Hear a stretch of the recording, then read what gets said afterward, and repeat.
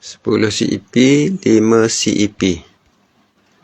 Okey, bismillahirrahmanirrahim. Assalamualaikum sahabat-sahabat TZ daripada Top Point Binary Consultant. Makluman minggu pertama setiap bulan tak akan adakan kursus secara online, kursus penyediaan pelan pembangunan OSH, penyediaan pelan pembangunan dasar keselamatan dan kesihatan.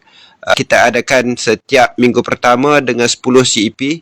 Pada minggu kedua, kursus pelaksanaan pengurusan OSH balastik melalui OSHCO Safety Committee secara online, OSHBA. Ada HRDF dan juga ada 10 CEP. Jalankan minggu kedua setiap bulan, setiap hari Isnin dan Selasa. CJ Digital akan kami keluarkan. Minggu ketiga kita ada kursus SWP Safety at Workplace dengan 5 CEP.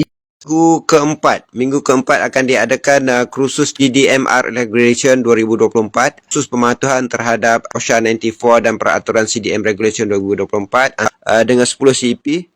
Saya adalah Tuan Zamri yang akan deliver, yang akan menjadi penceramah atau menjadi facilitator tuan-tuan. 10 CEP untuk kursus pelaksanaan OSHA balastik. Kursus ni secara online juga diadakan pada minggu kedua setiap bulan.